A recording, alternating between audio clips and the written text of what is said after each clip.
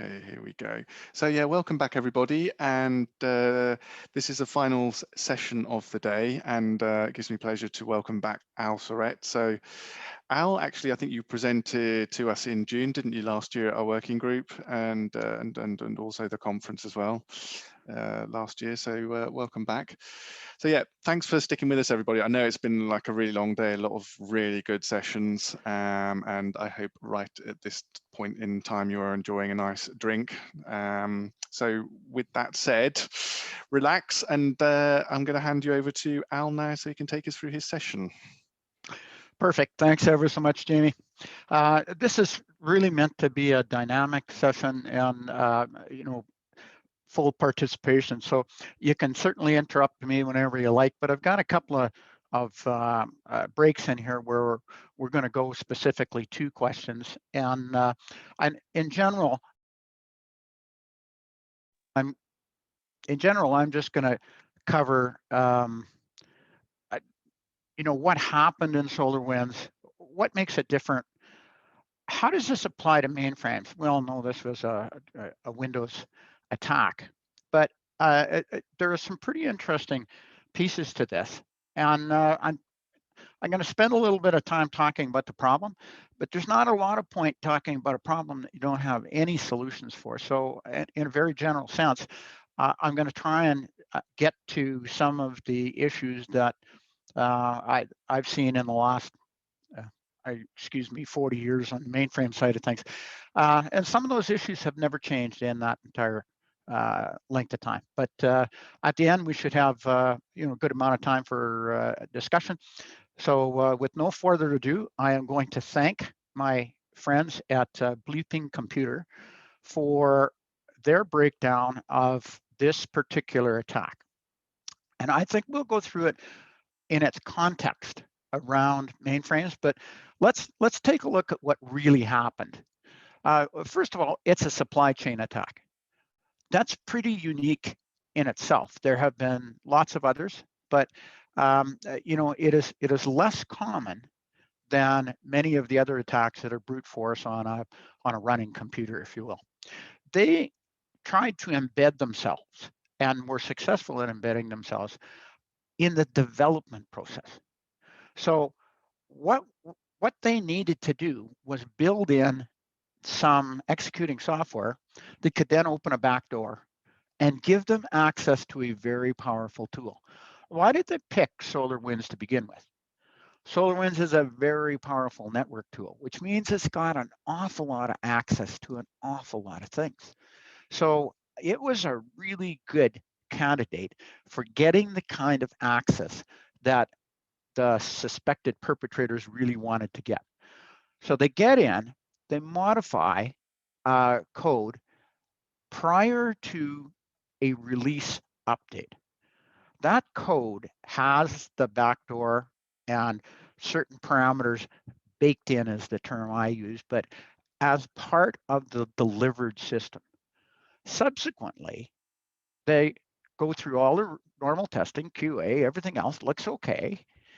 We send that out to the field, whether it's us as developers within commercial enterprise, or whether it's a vendor community that has the same sort of problem. They're going to deliver that code to production, and then everything is going to be assumed to be okay because it looks just fine. We implement that software. Subsequently, in a compromised network, they then get in, open the back door, and in this particular case, do some very convoluted things. But essentially, they get command and control capability. And then they can start looking around and they can start changing things. And they can start siphoning off information, or they can be taking snapshots, those kinds of things. But they've got some real power. So not only were they smart enough to insert this backdoor, they then modified the backdoor, went laterally in these systems, implemented more backdoors in more places once they had looked around and found out what those systems look like. So a pretty complicated attack, but I've put the references on here, and you'll see references throughout, because I think it's important that you look at some of the position papers on this to fully understand what happened. But at the nub of it, it is an attack on the build system, not so much an attack on a running computer. This can be only perpetrated by insiders. So, in my 40 years in the mainframe business, RACF, TSS, ACF2, whoever does your enterprise security access control, those are pretty good products. And they're pretty solid, and the implementations that I've seen recently are pretty good. However, if a bad guy wants to get in, they're going to go to the dark web and buy credentials. They're going to steal credentials. They're going to do spooling and sniffing to understand exactly what the passwords and user IDs that have access are. And they also can work on the USS component within ZOS with a series of, in actual fact, Unix or Linux style attacks. So if they want to get in, they pretty much can. Another type of insider that we should be worried about is staff that goes rogue. Now, that tends to be a relatively uncommon event, but certainly some of the ATM attacks at banks appear to have had inside access, inside support.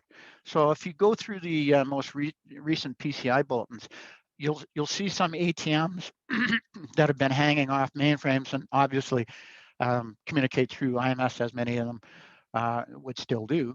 So that becomes an issue that you need to think about. The last element is simply well-meaning staff, and I think this brings us closer to where the SolarWinds attack was. There's nobody really, other than the guys that break into that build system, that really are trying to make problems for themselves.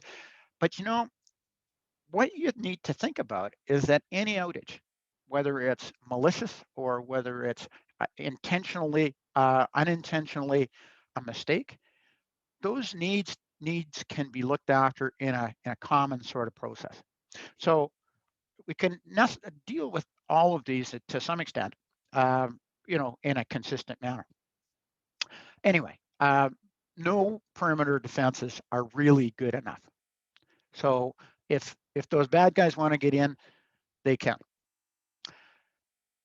What's the crux of the Sunburst attack, though? Okay, so we can go through each one of those items. This took place at a vendor site where there were software releases being created and being shipped to customers, and thousands of customers. So a logical place to attack. However, that attack could have just as easily taken place on a roll your own application development environment in a commercial enterprise.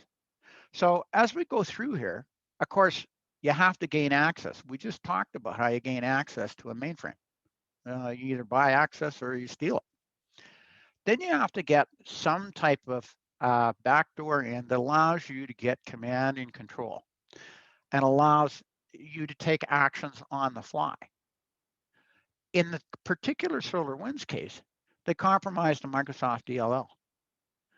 Well, interestingly enough, you can do the more or less the same thing on a mainframe. Try and gain access, get a backdoor installed. But in this particular case, you compromise an IBM module, or if it is in a client-driven environment like a bank or insurance company or something like that, you would break into their development process and modify one of the customer's own modules or a parameter set. So you don't really have to compromise code, running code particularly. You might be just as interested in compromising the parts. And in the case of the recent ATM attacks, it does look like the compromise was more in the PARMS area than it was in running code. However, from there on forward, substantially every step on the mainframe is exactly the same as the SolarWinds attack. So when you're thinking about that, how does this scale up? Well, it scales up pretty quickly. And these are real problems. You look at some of these things inside 4 months. How would you know today if people were changing things? If they had already access and they had bypassed because of stolen credentials or some other sort of access, they'd bypass that access tracking piece. How would you know? What would you do in order to find out what they've been looking at, what they've been changing, how they have been gaining access? So it's not even necessarily a threat about what might happen. It perhaps is a threat about what has already happened. So those are the kinds of things that you have to be very cognizant of. So there are a series of steps here, but for the most part, you want to get in, you want to make changes to parameters or get more authority. Those things can be tracked, but not so much by access. Once I have a legitimate user ID and password, often enough, I can get elementary access that I need and then scale up as required. In many cases, I don't really need very much authorization. I can simply compromise relatively simple, easy to access things. So perhaps I might get a user ID that belonged to an application programmer or somebody that can make legitimate changes to the environment. Those are very hard to track. So with that, I'm going to move on a little bit to where are the exposures. But my sense is that from the standpoint of whether a SolarWinds type of attack can take place on a mainframe, I think the absolute answer to that is quite quickly. So what would we do about that?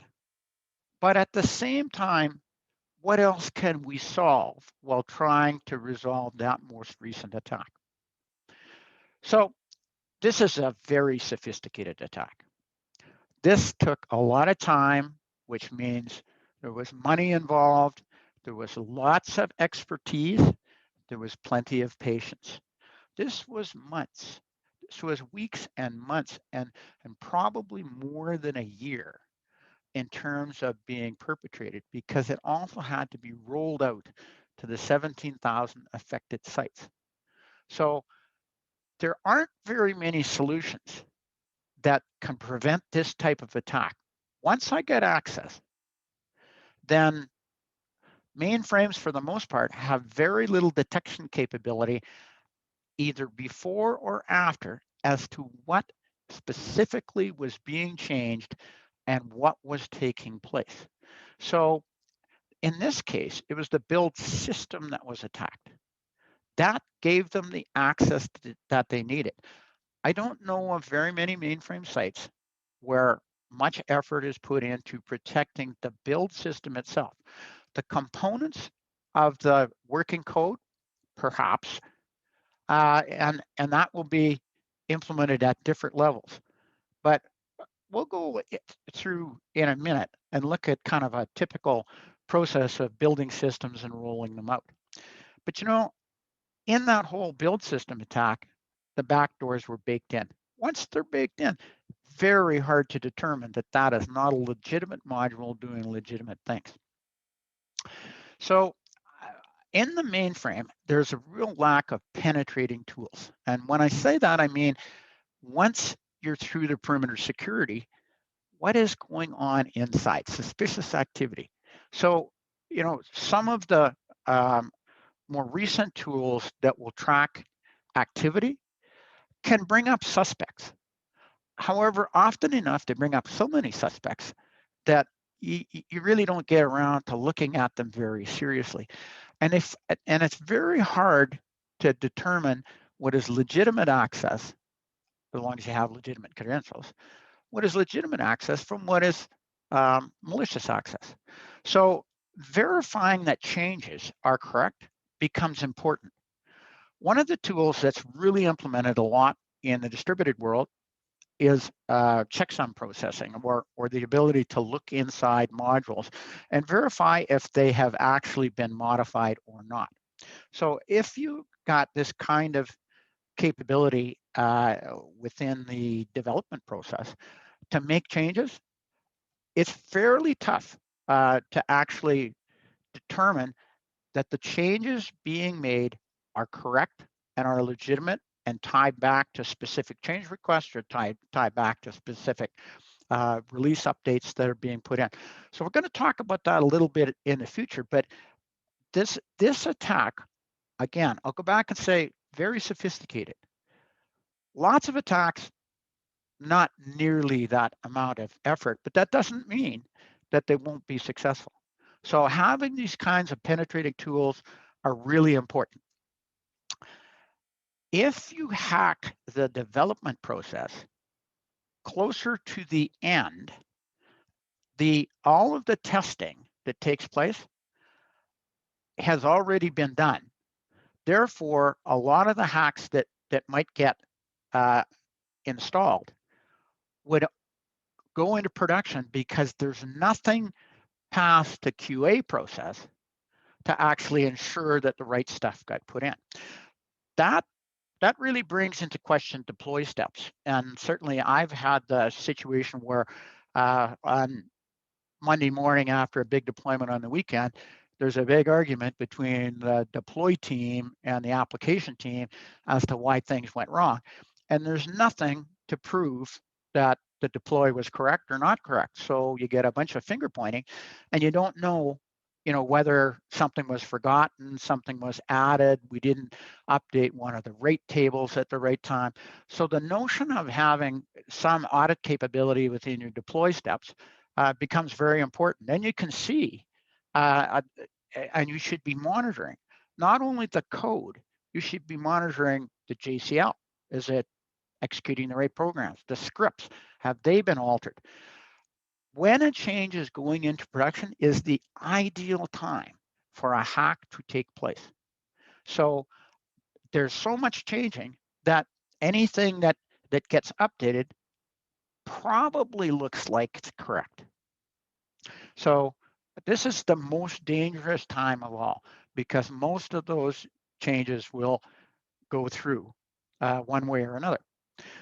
Often enough, another activity takes place concurrently. So hackers these days are pretty smart, and they realize that if they get access to things, but you have an effective restore process, then you can probably recover. Oh, it'll be some work, but you can get back to where you need to be. And your backups are the biggest asset that you have in terms of complete recovery. So now hackers often go in and compromise those backups. So they might look around and identify where your backups are. That's a process that can be tracked in real time. No reason why you shouldn't be monitoring your backups very closely. And if you have a monitoring tool in place that allows you to determine that the backups are being actually rewritten or altered in some manner, then that's a really good sign and an early sign that you're about to be attacked in some other manner. Because typically, compromise the backups first and then go after whatever your target is, whether it's a database or whatever. But if you can get an early warning from the looking around phase or the overwriting of the first backups, it gives you time to react and actually stop the attack before it takes place. So with that, I'll say in the case of the SolarWinds attack, an ounce of prevention, as they always say, is worth a pound of cure. Well, we think that in order to prevent a SolarWinds type of attack is a very comprehensive environment. But just because you can't be perfect doesn't mean that you shouldn't be good. So anyway, I'll turn things back to Jamie for just a second here and ask if there's any questions to this stage. Yes, so we've got some, I would say, more couple of comments. So Lenny says we have program object signing. This could be used to detect changes. So, It can be. That's an effective tool in some respects, but it's often hooked at the loader level, and it will stop operations completely. So that may be a good solution for you, or it may not. Some of the notions about program signing, if you sign your own code, that can be a very cumbersome process. One of the things that we like to think about is to try and make the solutions simple and easy. So, checksum processing or file integrity monitoring, which is what most of the compliance requirements revolve around. So file integrity monitoring being, a fancier version of checksum processing, can provide you a lot of the same sort of capability, but much faster, because you can scan your running environment, you can scan your incoming maintenance, you can do all of that in a semi-automated or automated fashion, and look at all of the modules that might be changed, in addition to the ones that you might have gone through the effort of signing yourself or having gotten signed code from your vendor. okay, and then Paul Scott says a comment. He says the infected SolarWinds module was signed. Since the infection was dynamically inserted in the build process, it was already in the module when it was signed. So that's a really good point. If it's baked in, no, and in the SolarWinds case, it was in fact a sign module. The same sort of things can take place. So I'm going to go on a little bit, Jamie, and I'm going to jump into the development process here in a second, and maybe that'll explain a little bit of the difference between program signing and intensive checksum processing. Anything more before I start that, Jamie? No, that was it. Okay, cool. Okay, what can we do about this?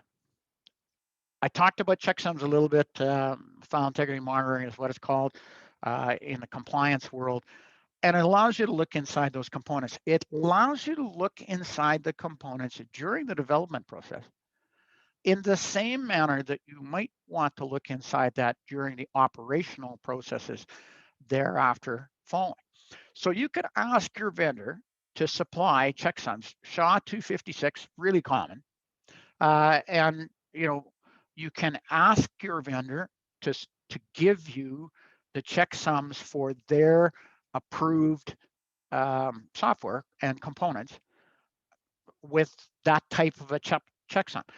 Or, if your vendor isn't going to jump right on that opportunity to give you checksums for every component, you could simply, when you download maintenance, no matter who it comes from, you could simply run a checksum scan against all the incoming maintenance. That doesn't protect the delivery system. The delivery itself, if you're installing with SMPE, probably comes out of SMPE. As long as your vendor has a secure development process, then catch the errors before they get baked in, before the programs are signed. But when you receive that, you can, in a few seconds, do a scan, because for normal maintenance coming in with SMPE, it'll sit in your USS environment for a while. Now, I don't know too many sites where they get SMPE maintenance from whoever on day one and implement it in production on day two. So that means it sits in that USS environment for a long time. And that's an excellent place to actually meddle with things. So, you might find that that's an exposure point.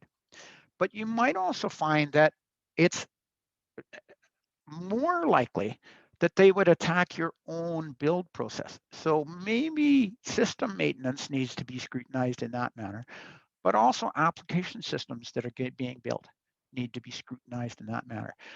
And when we look at the application systems, you probably can turn up legitimate changes in error, either incomplete or something added to the process or something picked up at one of the levels that shouldn't be picked up, or stale dated, or that sort of stuff. We've all seen those sort of situations come up.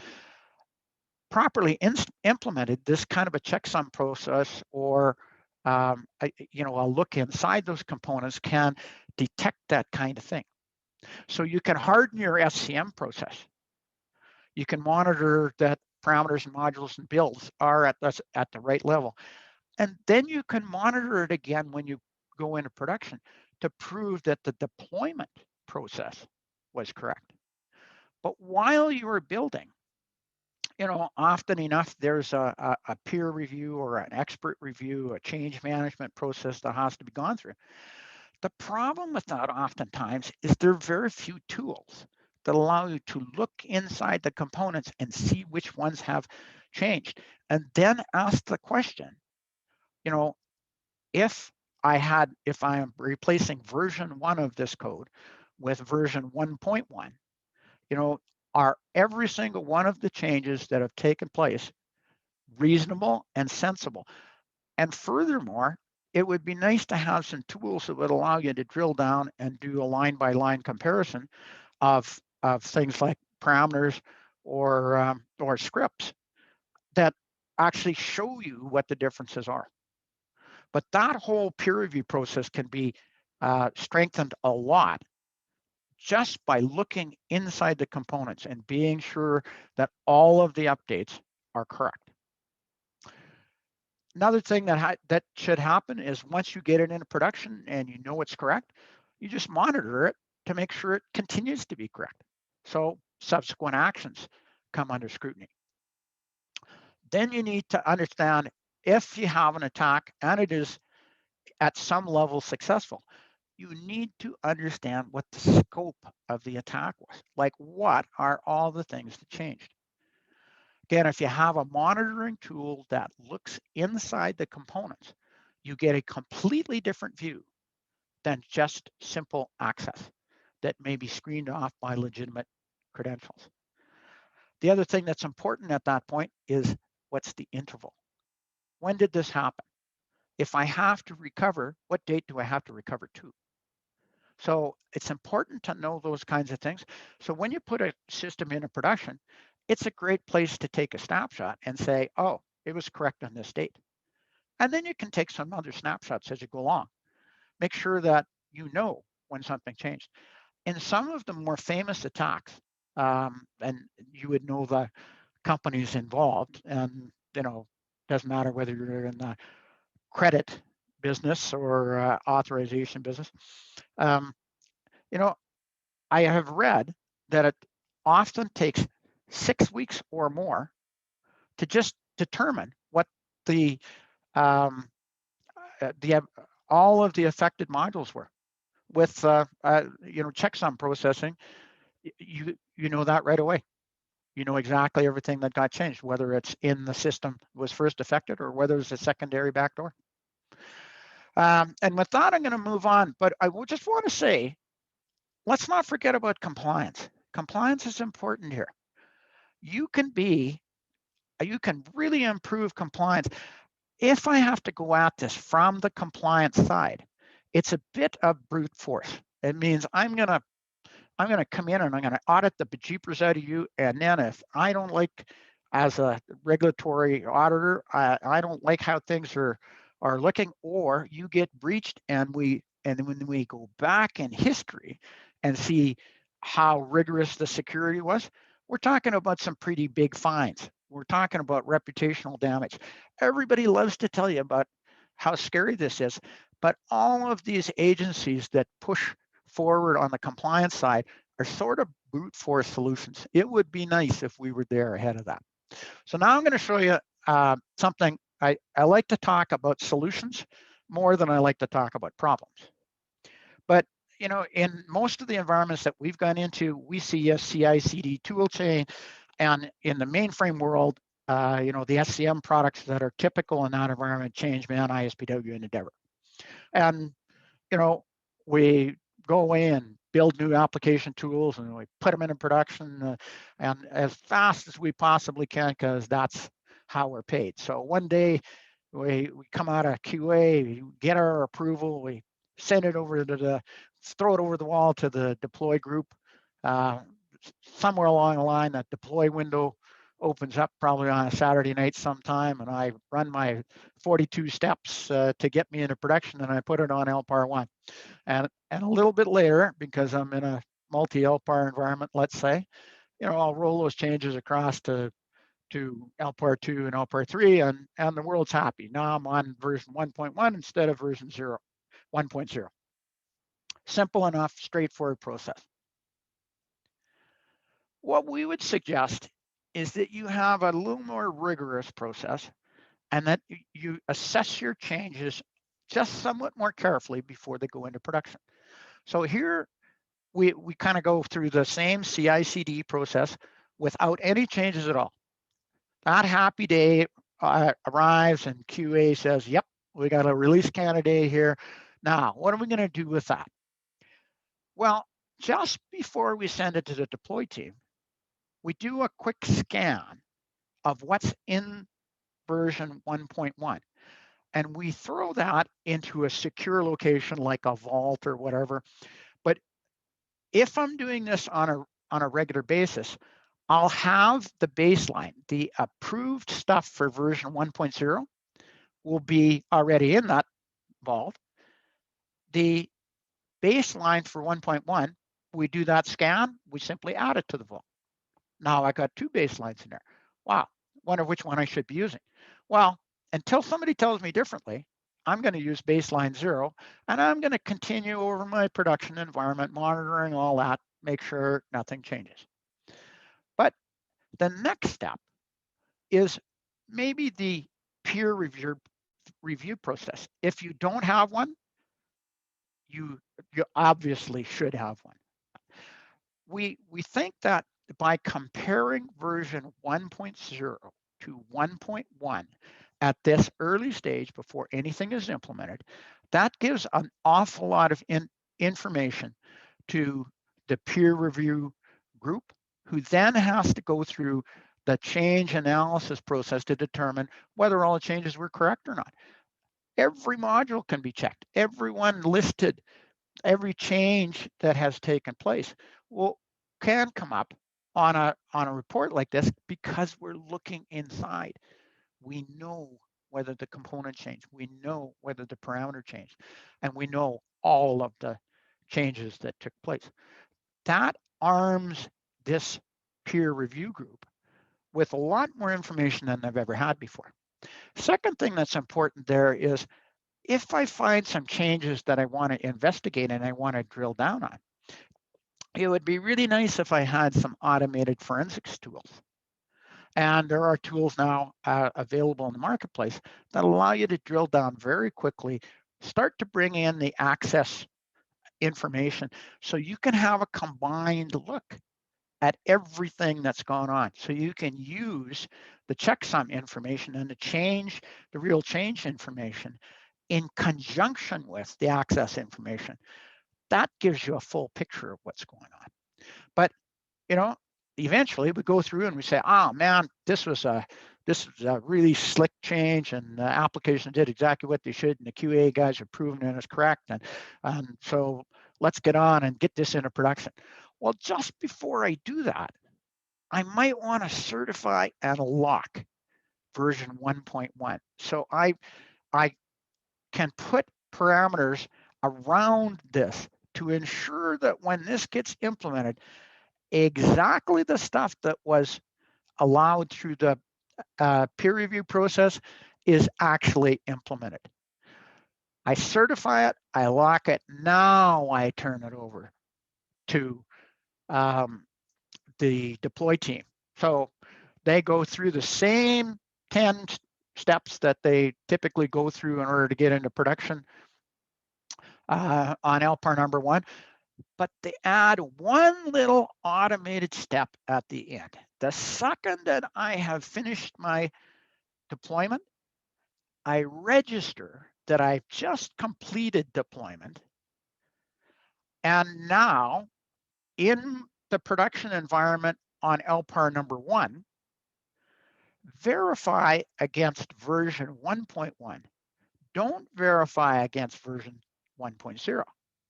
So I know once I've rolled out, I didn't lose anything. I didn't forget anything. I didn't add anything. Nothing got compromised during the deployment process. Then, with confidence, I can roll those changes out across the other partitions. So, change assurance, simply enough.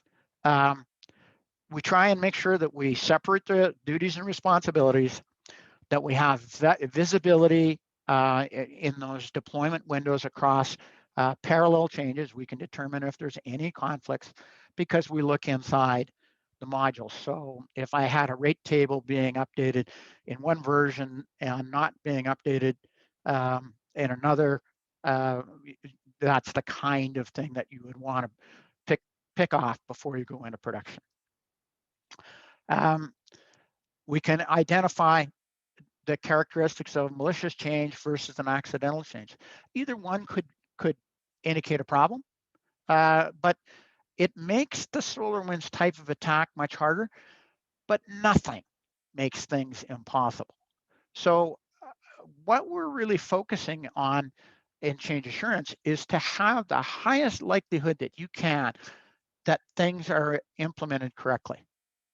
And with that, I'm going to kind of close off here, because what I think you need to think about is how to implement a simple solution that doesn't take a whole lot of effort, but can produce a whole lot of results. Because we're trying to catch the dumb hackers. We're trying to catch the dumb mistakes that take place. We're also going to catch an awful lot of the really hard-nosed, skilled hackers in the process. But, you know, recovery is another important part of this. So when we think about security, we need to think about resiliency, the ability to get back on and do things correctly. So prevent problems before they occur for certain. But if you're the victim of an attack, get back on the air quickly with a trusted environment, look inside the components to prove that trust at each level.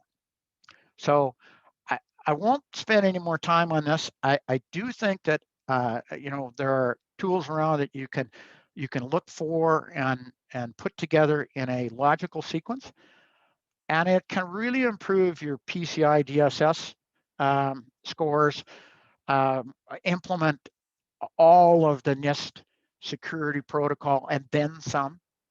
You know, protect yourself from GDPR, which if they find a flaw in or best practices that weren't implemented, you know, that can be a very expensive situation. And resiliency, find out the scope of the problem and get back on the air quickly. So with that, I'll turn things over to questions here. Thanks, Al. Kira, you had a kind of a point to make. I don't know if you want to unmute your line about change control. Yeah, and I've just found in a number of organizations, you lock the change ready for approval, and you really don't get that evaluation of whether everything is correct or not. It keeps kind of running on a buddy system. Oh, I know it's you, I'll approve it. They don't really do the review. But I saw in your slide, you're talking about making that review process a separate team, which might help. And trying to make it easier to do. I try to take it away from the manual grinding process that it has been since I was a change manager 30 years ago. I try to make that the easiest possible way to get into production, faster and quicker than what you're doing today. and my thought on that is you do that with better tools, with checksum processing and better capability in that area that supports the changes. So why I call this change assurance as opposed to change control, what we've done for decades in the mainframe world is slow the rate of change down with the perception that that is going to cause fewer errors. Where in actual fact, I don't think it's done anything much about the error rate. You certainly get fewer errors because you're doing fewer changes. But, you know, if you have a fixed number of changes you need to do, you got to find a better way. So I know where I used to work a while ago, they used ChangeMan, and sure, as part of that ChangeMan approval process, it literally showed you the changes that was made to the code or the JCL, the control cards or whatever. But I really doubt anybody ever read that. You can take a horse to water, but you can't make him drink. If you've ever seen a ChangeMan change audit report, you might understand why nobody really wants to look at that. And I'm not here to make fun of anything. I mean, the information is there, but it is so voluminous that by the time you've worked through it, you have no other tools for investigation. You just know what was changed and what wasn't changed, but there's no why or tie into any of the other information that's available, like SMF or those kinds of things. So I'm very sympathetic to this point, man. If you can provide more automation and more look inside capability, I think it's helpful. Okay. Pete Buckley posts a question: How does this fit in with Agile? Oh, Agile, that's a swear word around here. You know, in my last career, I worked with CompuWare, and they were all over Agile. But if the notion is that you are going to have multiple concurrent changes going through, and you're going to be releasing those on an hourly, daily, monthly, some sort of a more regular basis than you're doing now, the notion that you could do that by the existing manual means is harder to believe. So additional tooling around the concurrent changes to make sure they're not being overlapped, to make sure that one change is not overriding another change. I think this makes this much more important that those processes are automated as much as earthly possible, and that allows you to have multiple releases moving through at the same time and implementations on a much more regular basis. Yeah. And Paul Scott makes a comment. He says, getting the peer review as part of the change process as soon as a component is committed. After peer review, components need to be locked and verified. No additional changes were made. Yeah, very good point. Also, a question from my side that, I mean, my understanding, listening to Andy's session this morning, because he did touch on the SolarWinds situation, that basically they were able to scan network traffic. Is that correct? You know, and that's my understanding. And in fact, actually, part of the disguising that was done is that they actually coded much of the information that they wanted to exfiltrate in the RAN format. So it looked like network traffic on the way out. So that was part of the getting it off of the system process that was built in. Yeah, because one of the things that kind of disturbed me, and again, I think it was listening to Andy's session this morning, it was about some network traffic, you know, in the mainframe and coming out of the mainframe, you know, isn't encrypted. So it was, you know, you start to see your mind starts to sort of go into overtime. And was there any data in the clear that was, you know, I'm sure there was, you know, that was siphoned out, and did any of that originate from the mainframe? Yeah, I don't know that that we would have enough detailed information to really answer that question. And I don't know that we ever will. Well, this is it. I mean, one of the comments actually I read in the press was that it will probably take months and months and months, and then the comment was, we may never know the true extent of, you know, the impacts that this, you know, I don't think we will. I think it's just too big that, you know, we'll really never know the final impact of it. But you know, my 2 bits on that is that you know, we should be doing the things that are simple to do. Yep. And trying to put as many hurdles as we can in place for people trying to cause harm. Yeah. And I think that this whole SolarWinds breach brings this issue of change management, change control, what I like to call change assurance, brings that to the forefront of discussion, where for a long time, nobody's really spent much time thinking about that. So just because we can't build a perfect mousetrap in this environment, you can sure build some stuff that's an awful lot better than what we had 40 years ago, which is in many cases what we still have today. Indeed, indeed. And thank you, Christian, for your comment. Yeah, I totally agree with you. Encryption helps, but it's not the silver bullet. Yeah, absolutely. Encryption's terrific for, particularly for stuff that is rapidly changing. Checksums and file integrity monitoring is excellent for things that should stay the same.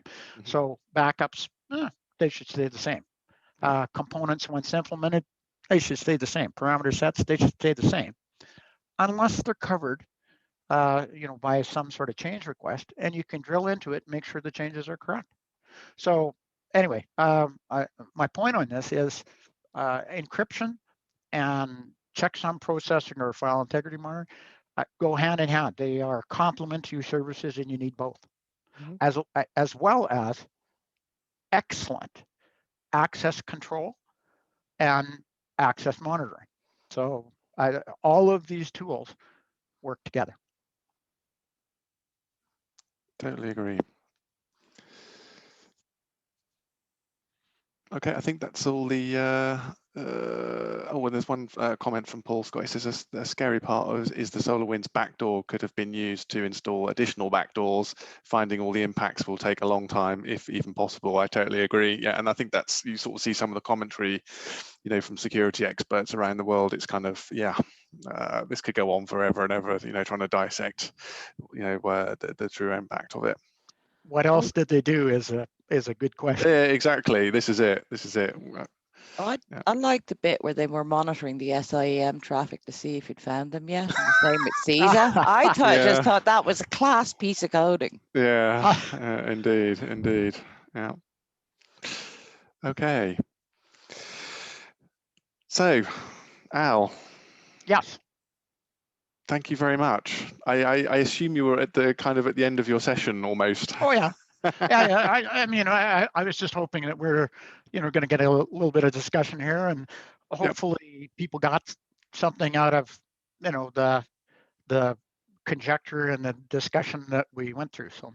Yeah, absolutely. And just one final comment from Christian. He says it's impossible to find everything, not too many trained professionals. Yeah, and I think this is a very good point, actually. You know, the world is still very short of, you know, trained professionals. You're absolutely right.